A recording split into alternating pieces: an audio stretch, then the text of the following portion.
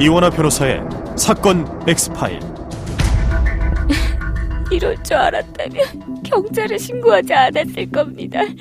경찰이란 사람이 피해자한테 수치심이나 주고 그놈들, 그 악마 같은 놈들 앞에 다시 서게 만들었어요. 네 밀양이 고향도 아니라며. 근데 뭐 여기까지 와서 물을 흐려. 아이, 네가 먼저 꼬리친 거 아이가? 무슨 소리세요? 밀양물 다 흐려놨다 아이가. 음료 가져왔구야. 뭐 어떡해. 더 필요한 거 있어요? 에이, 니 뭔데? 피해자랑 똑같이 생겨가지고 에이, 밥맛 떨어진다. 2003년, 지금으로부터 21년도 더 전에 경상남도 밀양에서 정말 끔찍한 집단 성범죄 사건이 발생했습니다. 이 사건의 가해자들만큼이나 국민들로부터 비난을 받았던 이들, 바로 당시 사건을 수사했던 일부 경찰이었습니다. 피해자의 인권은 온데간데 없었고 심지어 피해자를 비난하는 말도 서슴지 않았습니다. 그렇게 16년이라는 세월이 흘렀습니다. 밀양 여중생 집단 성폭행 사건 가해자들의 신상 정보가 온라인에 공개되면서 사적 제재 논란이 일고 있습니다. 이 신상을 공개한 유튜버는 일부 가해자들이 자기 신상은 밝히지 말아달라며 서로 다른 가해자의 정보를 제보하고 있다고 주장했습니다. 한 유튜브 채널이 밀양 여중생 집단 성폭행 사건 가해자들의 신상 정보를 잇따라 폭로한 가운데 피해자 지원단체는 피해자와 가족이 가해자 공개에 동의한 적이 없다는 입장을 냈습니다. 최근 한 유튜버가 밀양 집단 성폭행 사건 가해자의 신상을 공개하며 해당 사건이 다시금 수면 위로 떠올랐습니다. 가해자들을 이제라도 응징해야 한다는 여론이 힘을 받고 있습니다만 어쩐지 이 과정에서도 여전히 피해자는 보호받을 길이 마땅치 않아 보이는데요. 이원하 변호사의 사건 X파일에서 해당 사건 그리고 법적으로 피해자를 보호할 길은 없는지 살펴보겠습니다.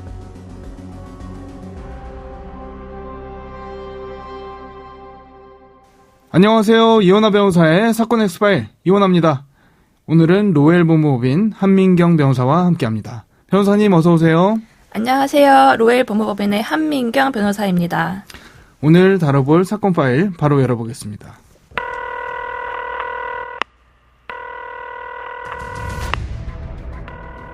사건은 보이는 것보다 가까이 있다.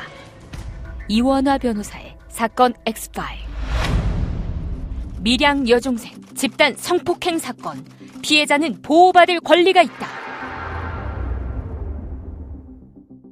벌써 20년도 훨씬 전의 일이라는 게 믿기지가 않는데 이 사건 처음 보도되고 어떻게 이런 일이 있을 수가 있나 전 국민이 경악하지 않았습니까? 어떤 끔찍한 일이 있었던 걸까요?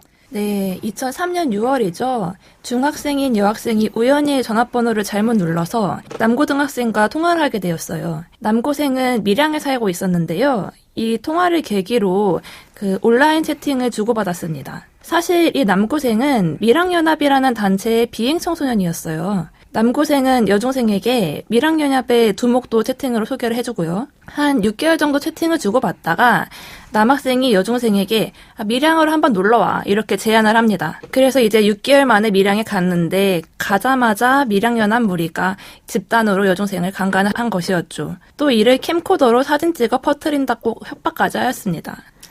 가해자가 한두 명이 아니었다던데 어느 정도였죠?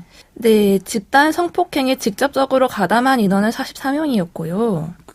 직접 범행에 가담하지는 않았지만 망을 본다거나 촬영을 한다거나 이런 공범까지 치면 훨씬 더 많은 수치였다고 합니다. 네, 망을 보거나 범행을 촬영한 인원도 75명이나 되었습니다. 그래서 공범까지 합치면 한 119명 정도가 됩니다. 충격적인 숫자고요. 피해자가 한 명인데 피해 기간도 굉장합니다. 도대체 이런 짓을 얼마나 지속했던 겁니까? 네, 2004년 1월부터 2004년 11월까지 약 12개월 동안 계속되었습니다. 간혹 이런 사건을 보면 이렇게 이야기하시는 분들이 있습니다. 왜 신고하지 않고 당할 수밖에 없었냐. 왜냐면 이런 사건들이 이제 11개월이면 굉장히 장기간이기 때문에. 그런데 저도 학교폭력 사건이라든지 성폭행을 당한 의뢰인분들 만나보면 정말 그게 말처럼 쉽지 않다는 건 알 수 있거든요. 당시 여중생이었던 피해자가 얼마나 무섭고 끔찍했을까요? 네, 그렇죠. 게다가 당시 피해 여학생은 만 13세에 불과했어요. 근데 가해자들이 부모에게 알리겠다, 아니면 학교에 알리겠다 이러니까 피해자로서는 당연히 두려웠죠. 또 성폭행 영상도 동영상으로 찍었잖아요. 그걸 인터넷에 퍼뜨리겠다고 협박하기도 했어요. 이러고 나서 일상적으로 사는 게 이제 불가능해졌더니 피해자가 수면제 20알을 먹고 자살을 시도하기도 한 것 같습니다. 이를 이제 뒤늦게 이모가 알게 되면서 경찰에 신고를 하게 되었습니다. 그렇죠. 이게 그냥 나이도 나이지만 그 당시에 가해자 숫자가 워낙 많았고 또 추가적인 유포, 협박까지 받고 있는 상황에서 피해 사실 알리기 쉽지 않았을 것 같아요. 앞서 가해자 규모 이야기해 주셨습니다만 실제 재판에 넘겨진 가해자 수는 굉장히 미약하죠? 네, 검찰은 10명만 형사재판으로 기소를 했고요. 나머지 20명에 대해서는 가정법원 소년부로 송치를 했습니다. 그리고 다른 16명은 피해자와 합의했다고 기소조차 되지 않았어요. 아마 청취자분들도 들으시면 이게 내가 들은 게 맞나 싶을 정도일 것 같아요. 근데 그 처벌 수위까지도 너무 낮았다 이런 얘기가 있어요. 네, 그 형사법원으로 송치된 10명에 대해서도 결국 소년원 송치가 되었습니다. 그리고 아까 말씀드렸듯이 가정법원 소년부로 간 학생들은 그중 1명만 소년원으로 가고 나머지는 봉사활동만 하고 끝났습니다. 지금 방금 말씀해 주신 게 울산지방법원으로 송치된 10명, 이 중에서도 일부는 또 가정법원으로 또 다시 송치가 됐다. 이 얘기를 하셨는데, 형사재판으로 갔다가 가정법원으로 이제 소년부로 넘어갔다. 이 얘기인 거죠. 변호사님, 만약에 이것과 똑같은 사건이 지금 발생한다. 그래서 변호사님께서 피해자의 변호인으로 서게 됐다. 그러면 어떤 혐의 그리고 어떤 처벌 수위 생각해 볼 수 있겠습니까? 당시 피해자가 만 19세 미만이어서 아청법이 적용이 되거든요. 그렇다면 아동 청소년 성보호에 관한 법률 위반에 따른 특수강간이나 특수중강간, 그리고 음란물 제작 반포, 카메라 등을 이용한 촬영이 해당이 되고요. 이건 성인보다 더하면 더했지 결코 아이들의 장난 수준은 아니거든요.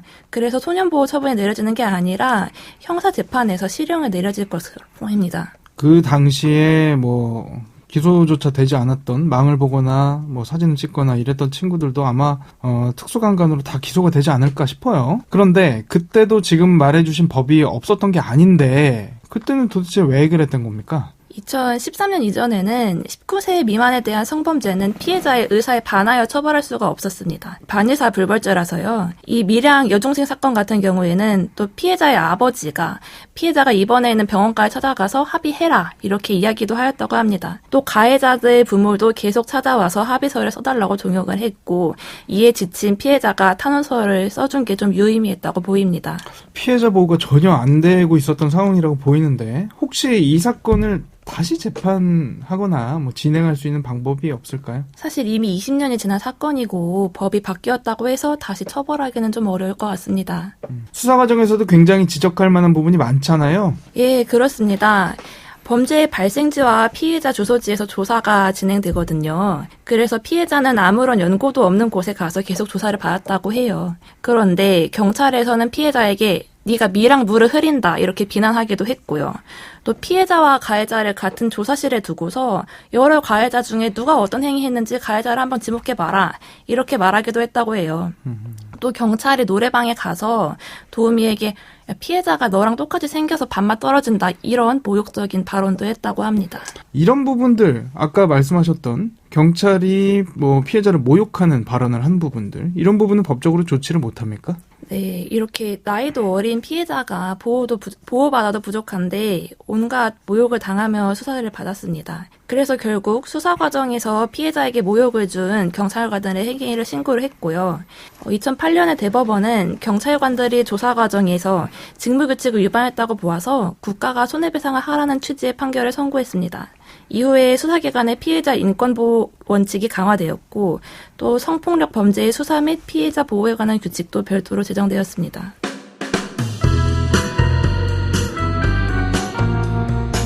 변호사의 눈으로 범죄의 재구성. 이원하 변호사의 사건 X파일.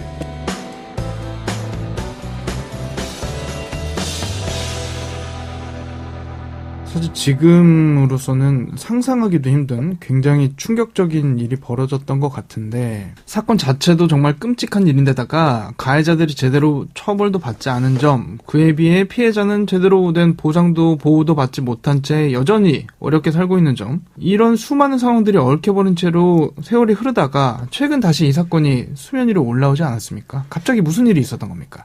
네, 요즘 다시 이슈가 되고 있는데요. 최근에는 신상을 공개하는 유튜버가 많잖아요. 근데 한 유튜버가 가해자 중 대빵인 사람이 유명한 가게를 한다더라, 돈 걱정 없이 잘 산다더라, 이렇게 신상을 공개를 한 거죠. 밀양 사건 가해자들이 이렇게 살고 있다더라, 여기에서 일한다더라 글들이 우후죽순 올라왔죠? 예, 그렇습니다. 또 가해자의 신상을 공개하면 아무래도 유튜브 조회수가 올라가기도 하고 그러니까 경쟁적으로 폭로를 했는데요. 피해자 측은 20년이나 된 이 사건의 가해자들의 신상이 공개되니까 좀 당황스럽다는 입장입니다.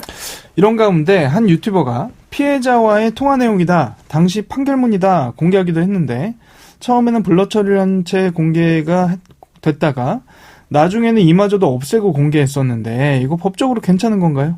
일단 당사자 간 대화를 녹음하는 것은 당사자 사이에서는 합법이지만 이를 동의 없이 유포하는 것은 또 명예훼손에 해당될 소지가 있습니다. 네. 그리고 판결문 유포한 부분, 이 부분은 어떻게 될까요? 피고인이나 피해자의 개인정보가 담겨있는 판결문을 유포한 것은 아무래도 사실적시 명예훼손이나 개인정보보호법 위반에 해당될 것으로 보입니다.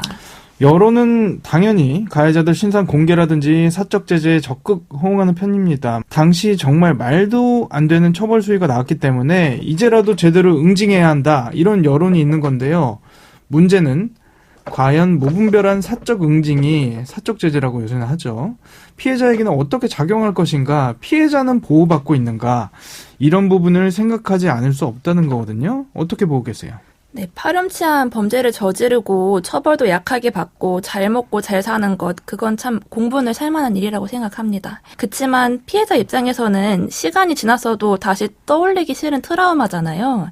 이렇게 여론의 가해자의 신상이 오르내리면 피해자로서는 어쩔 수 없이 과거의 기억을 또 떠올리게 되고 피해자 보호 측면에서는 아무래도 미흡한 부분이라는 생각이 듭니다. 이제라도 피해자를 위한 적절한 지원책이라든지 우리가 생각해 볼 대목은 뭐가 있을까요? 일단 현재에도 경제나 법률 그리고 금융지원 등 여러 가지 지원책이 있습니다. 다만 피해자가 이런 지원을 받는 절차가 어렵지 않아야 될 것 같습니다. 일단 서울시에서는 범죄 피해자 원스톱 솔루션 센터가 이제 오는 7월에 개소가 된다고 하는데요. 이런 종합센터가 좀 전국적으로 확대될 필요가 있지 않나 이렇게 생각합니다.